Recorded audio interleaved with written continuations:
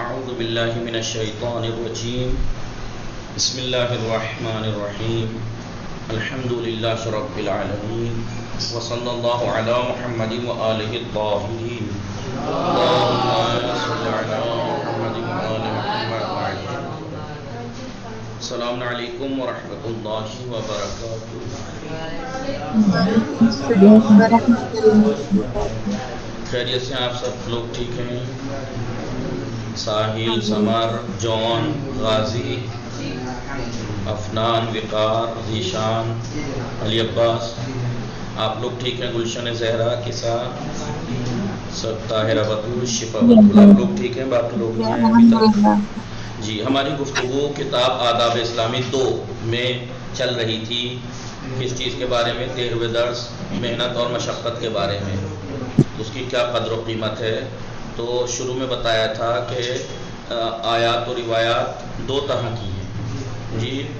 کچھ آیات اور روایات سے پڑھنے سے پتہ لگتا ہے کہ محنت اور مشقت کی اسلام میں بہت زیادہ تاکید کی گئی ہے، ناکارہ بیکارہ رہنے کی بہت مذمت کی گئی ہے، ایسے انسان کو بہت برا سمجھا گیا ہے، ٹھیک ہے جی۔ اور یہاں تک کہا کہ ہاتھ نہیں پھیلانا چاہیے کسی کے سامنے جی، اگر کوئی انسان، اس لیے تاکہ اسے کسی کے آگے ہاتھ نہ پھیلانا پڑے، اس لیے تاکہ اس کے گھر والوں کو اچھی زندگی مل سکے، اس کے ماں باپ کو اچھی زندگی آرام مل سکے، پڑوسیوں پر وہ رحم کر سکے، اس لیے اگر کوئی حلال روزی کماتا ہے تو وہ اللہ سے اس حالت میں ملے گا کہ اس کا چہرہ 14ویں کے چاند کی طرح چمک رہا ہوگا، ٹھیک ہے۔ اور بہت تاکیدات، لیکن کل جو بات آئی تھی کہ کچھ صفحے اس میں سے مس ہے PDF میں سے، کچھ روایات سے یہ لگتا ہے کہ اس کے بالکل اپوزٹ لگتا ہے، کس کے؟ جو پہلے روایات تھی کہ کام کاج کے محنت مشقت کی تعریف کے بارے میں۔ خود معصومین کو دیکھیں، چھٹے امام کے زمانے میں بھی ایسا ایک واقعہ تھا کہ چھٹے امام کھیت میں کام کر رہے تھے، پسینے میں شرابور تھے یہ، اور مولا کائنات کا آپ دیکھتے ہیں کتنی محنت و مشقت کرتے تھے، ٹھیک ہے۔ 5ویں امام کا واقعہ اور کتنا ہے، لیکن سب میں تاکید کی گئی تھی۔ اور 5ویں امام نے کیا کہا؟ اگر اس حالت میں مجھے موت آ گئی تو میں خدا کی اطاعت کرتے ہوئے جاؤں گا اس دنیا سے، ٹھیک ہے۔ لہٰذا کچھ روایتیں جو ہیں اس سے کچھ اور سمجھ میں آتا ہے کہ جیسا کہ ایسا لگتا ہے جیسے کام کاج نہیں کرنا چاہیے کیونکہ اللہ نے رزق کا وعدہ کر لیا ہے، تقوی الہی کرو، یہ کرو وہ کرو، اللہ رزق میں اضافہ کر دے گا، یہ کر دے گا۔ تو اس طریقے کی روایات سے لوگ غلط فہمی میں مبتلا ہو جاتے ہیں، اس طریقے کی روایات سے لوگ غلط فہمی میں مبتلا ہو جاتے ہیں۔ اس کا مطلب یہ نہیں ہے کہ تقوی اختیار کرو تو گھر والوں کو لیے کماؤ نہیں، یعنی کیا مطلب؟ لالچ میں نہ پڑو، دنیا کے حریص مت بنو جی۔ تو یہ آیتیں، روایتیں جو ظاہراً ایسا لگ رہا ہے اس سے ٹکرا نہیں رہی ہیں، بلکہ انہی کے ساتھ ہیں، یعنی گھر والوں کے لیے محنت مزدوری کرو، مشقت کرو، کسی کے آگے ہاتھ نہ پھیلانا پڑے، لیکن تقویٰ رہے ساتھ میں، استغفار رہے ساتھ میں، یہ رہے ساتھ میں، ٹھیک ہے۔ یہ اس لیے ہے، یہ نہ کہ یہ کہ مثلاً کام کاج کر کے جنگلوں میں جا کے پڑ جائیں لوگ، بیوی بچوں کو چھوڑ کے، لو جی میں تو زاہد بننے جا رہا ہوں کیونکہ قرآن نے کام کاج کو منع کیا، پڑے ہیں، کوئی دے گیا تو کھا لیا، نہیں دیے تو مثلاً لوگوں کے محتاج پڑے رہتے ہیں کہ دے کے جائیں وہ، نہیں ایسا۔ یہ روایات کا مطلب یہ بالکل نہیں ہے، انہوں نے غلط فہمی ہو گئی ہے، انہیں غلط مطلب نکال لیا ہے۔ استغفار کرو اللہ رزق میں اضافہ کر دے گا، اس کا مطلب یہ نہیں ہے کہ کام کاج چھوڑ کے پڑ جاؤ کہیں کو، نہیں، یہی بتانا ہے، یہی بتائیں گے، یہی آپ دیکھیے یہاں پہ کیا کہہ رکھا ہے۔ وہ جو روایات محنت اور مزدوری مشقت کے بارے میں تھی، ان آیات و روایات کے برخلاف بعض دیگر روایات میں کسب معاش کے لیے، رزق روزی کمانے کے لیے جد و جہد کوشش کرنے کو غیر مستحسن، صحیح نہیں ہے، یہ قرار دیا گیا ہے۔ جیسا کہ پیغمبر گرامی صلی اللہ علیہ وآلہ وسلم کا ارشاد ہے، ما اوحی الیہ، میرے اوپر یہ وحی نہیں کی گئی ہے کہ میں مال جمع کروں اور میں تاجرین میں سے ہو جاؤں، بلکہ مجھ پر یہ وحی کی گئی ہے کہ میں حمد و ثنا کروں، تسبیح کروں اپنے رب کی، اور ساجدین میں سے ہو جاؤں، اور جب یقین تک، وَاعْبُدْ رَبَّكَ حَتَّىٰ يَأْتِيَكَ الْيَقِينُ، جی دیکھیے مرغہ بھی کہہ رہا ہے جی، ٹھیک ہے، یہاں تک کہ یقین کی منزل تک پہنچ جاؤ، وہاں تک کیا کرو؟ عبادت کرو اپنے رب کی. پھر اس کے بعد یہاں ایک دو صفحے مس ہیں، دیکھ رہے ہیں آپ، 141 سے سیدھا 144 تک پہنچ گئی ہے. وہ ہم نے اس سے پڑھا تھا. اور آگے کچھ روایات پیغمبر کی کچھ روایات میں PDF میں تو نہیں ہے، یہ کتاب میں سے کچھ پیج حذف ہوئے ہوئے ہیں، ڈیلیٹ ہیں، شاید PDF بنانے والے نے کچھ گڑبڑ ہو گئی ہے، لہذا میں ایسے پڑھ رہا ہوں جو ہارڈ کاپی سے ہے. رسول اکرم کی حدیثیں ہیں، اکثر الاستغفار فإنه يجلب الرزق، زیادہ سے زیادہ استغفار کرو اس لیے کہ وہ رزق میں اضافہ ہوتا ہے. تو اس سے کیا لگ رہا ہے؟ اس سے یہ لگ رہا ہے کہ رزق میں اضافہ تو استغفار کرنے سے ہو جائے گا. لوگ ناسمجھ ہوتے ہیں کچھ، وہ سمجھتے ہیں نہیں کہ خالی بیٹھو. یا ان اللہ عز وجل اوحى الی داؤد، اللہ تعالیٰ نے جناب داؤد پہ وحی کی، من انقطع، جو بھی سب تعلقات چھوڑ کے، الیہ، جو میرے پاس آ جاتا ہے، کفیتہ، تو میں اسے سب سے بے نیاز کر دیتا ہوں، یعنی اب وہ کسی کا محتاج نہیں رہتا. یعنی اس کا مطلب یہ سمجھتے ہیں نادان لوگ، یعنی اب ہمیں سب کام کاج، سب کو رشتہ دار تعلق سب کو چھوڑ کر اللہ کی طرف یعنی جنگل میں چلے جاؤ، اس کا یہ مطلب نکال لیتے ہیں. جی یا ان اللہ یعطی دنیا بعمل الاخرہ، ایک روایت حدیث پیغمبر کی ہے کہ اللہ آخرت کے بدلے دنیا، خداوند عالم آخرت کے لیے کیے جانے عمل کے بدلے دنیا دیتا ہے. آخرت کے لیے آپ عمل انجام دیں، اس کے بدلے اللہ دنیا دے گا. لیکن اگر دنیاوی عمل کے بدلے آخرت نہیں ہوتی، ٹھیک ہے، نہیں دیتا. یا مولا کائنات کا وہ حدیث تھی، الرزق رزقان، ایک وہ ہے جسے تمہیں تلاش کرنا پڑتا ہے، ایک وہ ہے جو تمہیں تلاش کرتا ہے. بہرحال ان روایات سے بعض حضرات کو یہ غلط فہمی ہوتی ہے کہ جب استغفار اور توبہ سے روزی میں اضافہ ہوتا ہے تو پھر کام کاج اور محنت و مشقت کی کیا ضرورت ہے. غلط فہمی میں بیٹھ جاتے ہیں. جو ناکارہ ہوتے ہیں وہ کہیں نہ کہیں سے جنہیں نہیں ماننی ہوتی، اپنے آپ کو کام واجبات یا احکام نہیں انجام دینے ہوتے، وہ کہیں نہ کہیں سے بہانہ پیش کر کے، مثلا جو پردہ کرتے ہیں، حجاب میں رہتے ہیں، وہ آیتیں نکال کے نہیں لاتے کہ یہاں حکم ہے یہاں حکم ہے. انہوں نے کہا، علماء نے کہا، خدا نے کہا، رسول نے کہا، ہمیں بتایا گیا ہے تو ہے. لیکن جنہیں نہیں کرنا ہوتا وہ نکال کے لائیں گے، دیکھو یہاں پہ تو کہیں نہیں لگ رہا اس سے کہ کرو، آیت نکال کے لائیں گے، یہاں پہ کہاں برقعے کا دکھائی دے رہا ہے اس میں، یہاں تو نہیں لکھا ہوا کہ برقع پہنو. بھائی برقع نہیں آیا تو اس کا مطلب تو یہی ہے کہ ایسی چیز پہنو جس سے کچھ نہ ڈھکے، کچھ نہ دکھے. قرآن میں کیا ہے کہ محرم کے علاوہ نامحرم کی طرف اپنی زینت کی جگہوں کو ظاہر نہ کرو. اب زینت کی جگہ آپ طے کر لو کون کون سی زینت کی جگہیں ہیں. اور یہاں تک ہے بے جیوبہن، وہ کیا خمرہن، اپنے دوپٹوں، یہ بھی نہ ظاہر ہونے دیں، یہ ہڈی ہے، یہ سب اور کیا کیا ہے. اور پھر باقی چیزیں تو تفسیر سے پتہ لگیں گی نا. اگر آپ آیتیں دیکھ لیں تو اس میں وہ تھوڑے لکھا ہے کہ قرآن کا کیا وہ ہے رسم، وہ ہے قرآن کا جو روش ہے وہ جزئی بات کرنا نہیں ہو تو کلی بات کہتا ہے. وہ آ کے یہ نہیں کہے گا کہ برقع پہنو اور برقع ایسا ہو اور برقع ایسا ہو اور برقع ویسا ہو. وہ تو سیدھا یہ کہے گا کہ یہ چیز نہیں دکھنی چاہیے، اب کیسے کر کے چھپاؤ، آپ کو چھپانی ہے نہیں. ٹھیک ہے، تو بہانے باز لوگ آتے ہیں، بہانے باز لوگ، جیسے وہی جہاد، کچھ لوگوں نے اسلام کے خلاف پروپیگنڈا کرنے کے لیے اور پھر اسلام مسلمانوں میں سے کچھ کو بہکا کے، جیسے وسیم مرتد جیسے لوگ، ان کو جہاد کے قرآن میں تو جگہ جگہ جہاد آیا، جہاں دیکھو انہیں مارو، جہاں دیکھو انہیں مارو.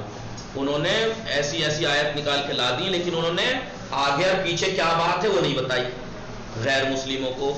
ورنہ وہ آیت دیکھ کے لگے گا ہاں بھائی وہاں تو لکھا ہوا جہاں بھی دیکھو ہے سو وجدتم، جہاں بھی انہیں دیکھ لو انہیں قتل کر دو یا انہیں مارو، ان سے جنگ کرو، جہاد کرو.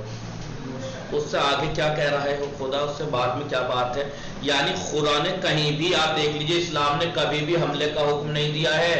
اسلام میں ہر جگہ اٹھا کے دیکھ لو صرف دفاع کا حکم دیا ہے. اگر تم اب بتاؤ دنیا کا کوئی سا مذہب، کوئی سا دین، کوئی سا ملک ایسا ہے کہ کوئی اس کے ناموس پہ حملہ کرے وہ خاموش بیٹھا رہے؟ اس میں یہ ہے کہ اگر تم پہ کوئی، تمہارے دین پہ یا تم پہ کوئی حملہ کرے یا تم پہ یہ کرے تو اس کو کہیں بھی ملے چھوڑنا مت مسئلہ. تو بہانے باز قسم کے لوگ اس طریقے کی لاتے ہیں. لہذا یہ روایت کو سے یہ لوگ لگتا ہے کہ جو استغفار کرے گا اس سے رزق بڑھے گا، یعنی کام کاج سے نہیں، کام کاج نہیں کرنا. یا مثال کے طور پر یہ کیا ہے ہاں کہ جب استغفار سے رزق بڑھتا ہے تو پھر استغفار کرو. تو پھر محنت مشقت کی کیا ضرورت ہے؟ جو ٹھالی قسم کے آلسی لوگ ہوتے ہیں وہ لاتے ہیں یہ بہانے نکال کے، ورنہ جو ماں باپ کی بیوی بچوں کا اہمیت کو سمجھتے ہیں، حلال رزق کی اہمیت، وہ محنت مزدوری محنت مشقت کرتے ہیں. وہ بہانے نہیں لا کے ڈھونڈ کے خالی پڑھنے کے بہانے. آلسیوں کو تنبلوں کو تو خالی پڑھنے کے بہانے چاہیے، خالی پڑھنے کے بہانے چاہیے. لہذا کاروبار دنیا اور تجارت کو خیر بات کہہ کر صرف دعا اور عبادت میں ہی مشغول رہنا چاہیے. وہ یہ غلط فہمی ہو جاتی ہے ان لوگوں کو. یا جب پیغمبر اکرم نے یہ فرمایا ان اللہ یعطی الدنیا بعمل الاخرہ، کہ خدا آخرت کے بدلے، جو آخرت کے لیے جو عمل انجام دیتے ہیں اس کے بدلے دنیا دیتا ہے. تو ہم دنیا چاہیے تو ہم تو آخرت کے لیے عمل انجام دے گا، اللہ اللہ اللہ اللہ کرتے رہیں گے، دنیا دے دے گا اللہ. نہیں، یہ سب غلط فہمی ہے جی. تو یہ سوچتے ہیں تو پھر ہم عبادت کیوں نہ کریں، رزق کی ذمہ داری تو خدا نے لے رکھی ہے. جبکہ ہم اگر گزشتہ آیات و روایات کو دیکھتے ہیں تو ان سے یہ بخوبی اندازہ ہوتا ہے کہ اسلام نے جب اپنے گھر والوں کے اخراجات کے لیے کام کاج اور محنت و مشقت کرنے کی بے حد تعریف کی ہے، بہت تاکید کی ہے، تعریف کی ہے جی. البتہ اگر کوئی شخص قضاوت، یہ بات بتائی کہ قاضی ہے، اب ظاہر سی بات ہے جو قضاوت اسلام میں قاضی بنتا ہے اسلامی، تو اس کو جو تنخواہ دی جاتی ہے بیت المال سے دی جاتی ہے، وہ لے سکتا ہے. لیکن پھر بھی بہتر یہی ہے کہ وہ نہ لے، اپنا کوئی کاروبار کرے اس سے لے جی. وہ ایسے ہی کرے، خود راہ خدا میں قضاوت کرے ہیں فری کی، بہتر یہی بتایا ہے. ٹھیک ہے، جیسے کہ امام جعفر صادق علیہ السلام نے فرمایا ہے اوحی اللہ الی داؤد، اللہ نے جناب داؤد پہ وحی نازل کی. کیا کی؟ بولیے. انک نعم العبد، بے شک آپ بہترین بندے ہیں. لولا انک تأکل من بیت المال ولا تعمل بیدک شیئا، یعنی مگر یہ کہ تم بیت المال سے اپنا خرچ لاتے اور اپنے ہاتھوں کی کمائی نہیں کھاتے. لہذا جناب داؤد 40 دن تک روتے رہے. جی.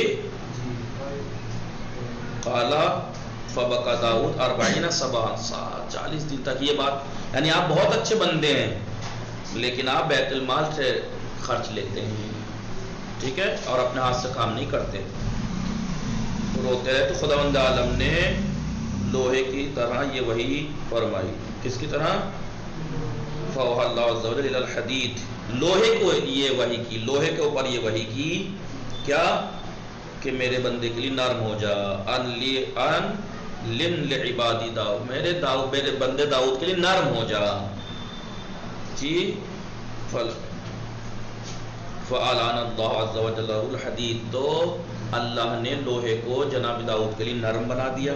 ٹھیک ہے، جب نرم بنا دیا تو وہ روزانہ اس سے ایک زرہ بنا لیتے تھے. جناب داؤد کیا کرتے تھے؟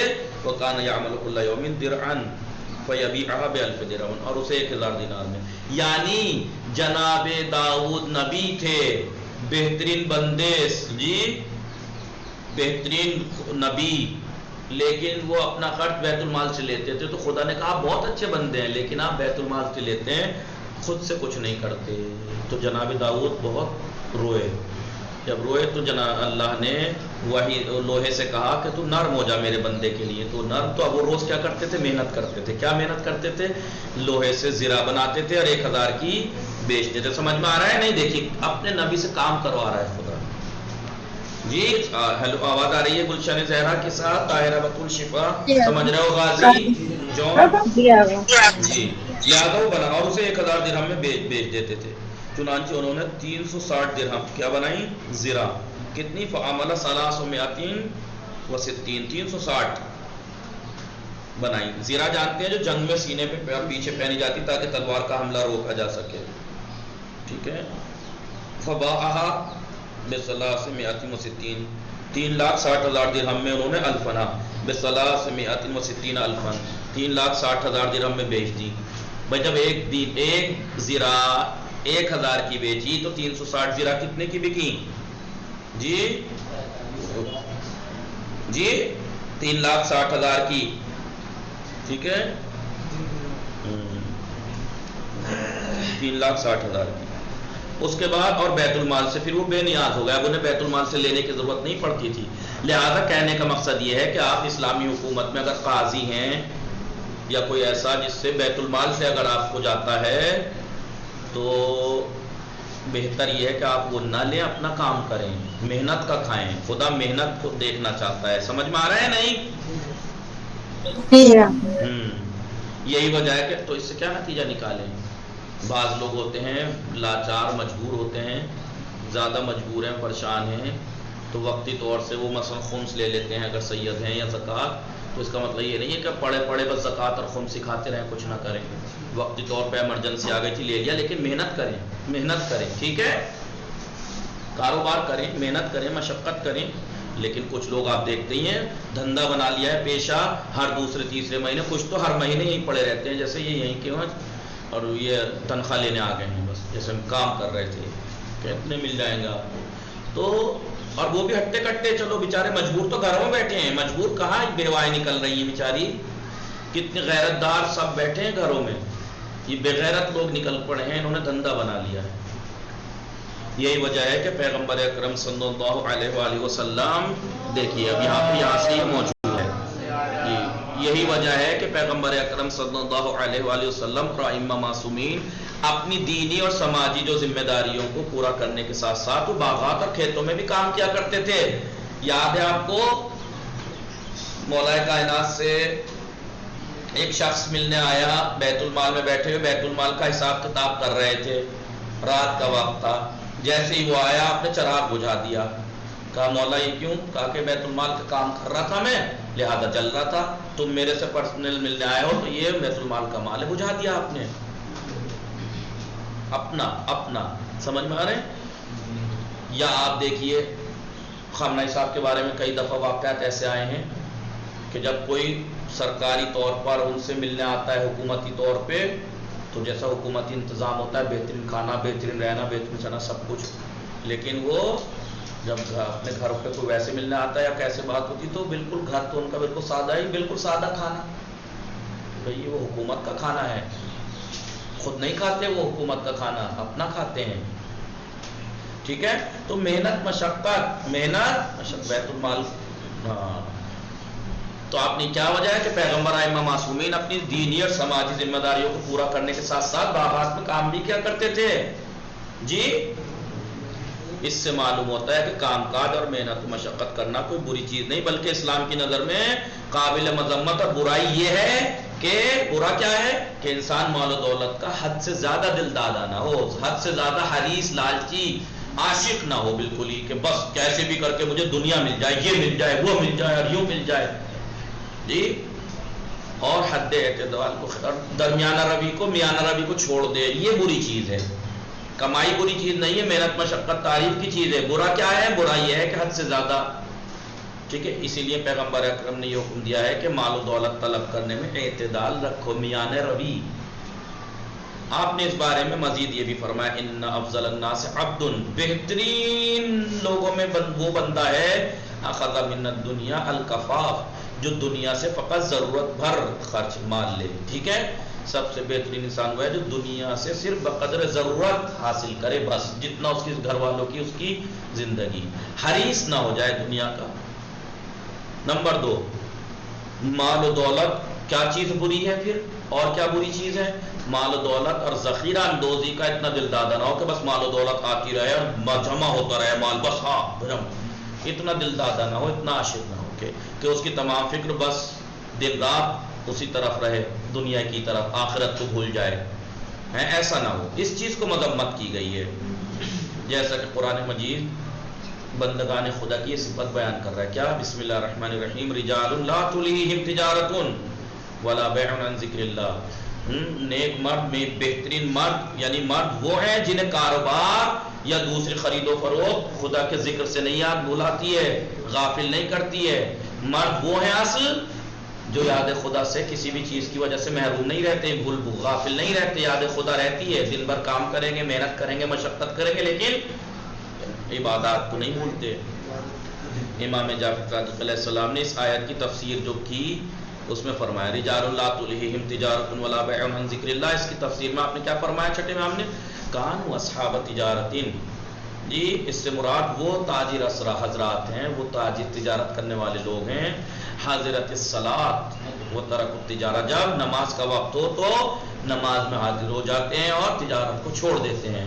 سورہ جمعہ کی آیت پڑھی ہے، وَإِذَا نُودِيَ لِلصَّلَاةِ مِن يَوْمِ الْجُمْعَةِ، جمعے کے دن جب نماز کے لیے آواز بلند کی جائے، اذان دی جائے، فَاسْعَوْا إِلَىٰ ذِكْرِ اللَّهِ، اللہ کے ذکر کی طرف دوڑو، وَذَرُوا الْبَيْعَ، تجارت کو چھوڑ دو، فوراً چھوڑ دو، اذان کا وقت ہوا فوراً دکان بند، کتنا بھی اچھا سودا ہو رہا ہو کیا ہو رہا بھائی بعد میں۔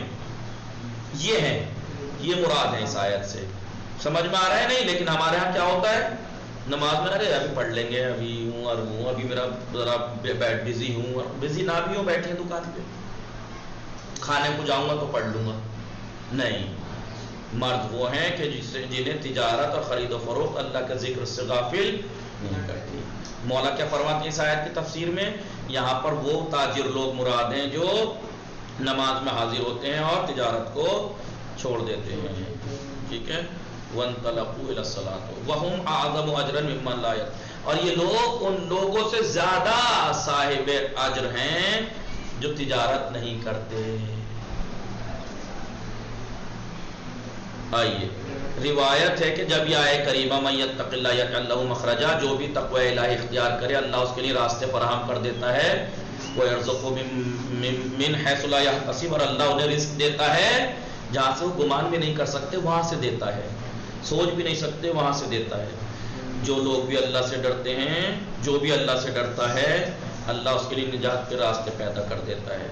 تو جب یہ آیت نازل ہوئی تو بعض لوگوں نے اپنے دروازے بند کر لیے اور عبادت میں مشغول ہو گئے، لو جی اب ہم نہ جا رہے تجارت کو، کیوں؟ کیونکہ انہوں نے کہا، آیت آئی کہ جب جو بھی تقوی الہی اختیار کر لے گا اللہ اس کے لیے راستے پیدا کر دیتا ہے، رزق آتا ہے جہاں سے وہ سوچ بھی نہیں سکتا، وہاں سے آنے لگتا ہے۔ انہوں نے کہا ہمیں جانے کی ضرورت ہی کیا ہے بازار، محنت مشقت کرنے کی، اندر گھس کے عبادت ہے جی۔ اور یہ کہنے لگے خدا ہم نے ہمارے رزق کی ذمہ داری لے لی ہے، لہذا ہمیں کسی چیز کی ضرورت نہیں ہے، خالی پڑ گئے۔ جب اس بات کی اطلاع پیغمبر صلی اللہ علیہ وآلہ وسلم کو ہوئی تو آپ نے ان سے کہلوایا، ما حملکم علی ما صنعتم، یہ تم لوگوں نے کیا شروع کر دیا ہے؟ انہوں نے جواب دیا، یا رسول اللہ خداوند عالم نے ہمارے رزق کی ذمہ داری لے لی ہے نا، لہذا ہم اس کی عبادت کر رہے ہیں۔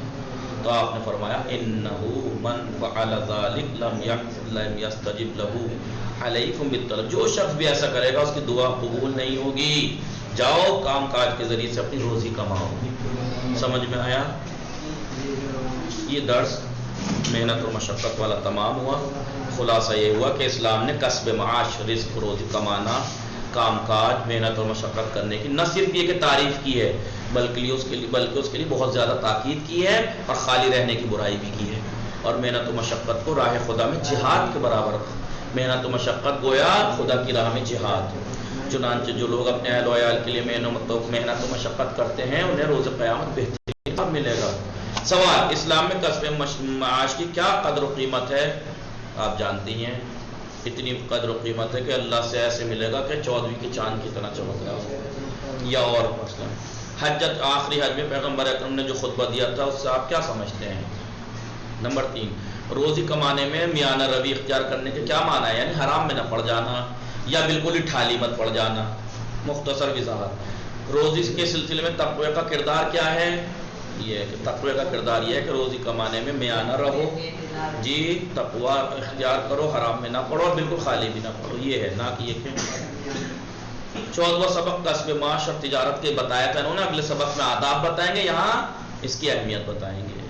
وصلی اللہ علی محمد وآلہ الطاہرین۔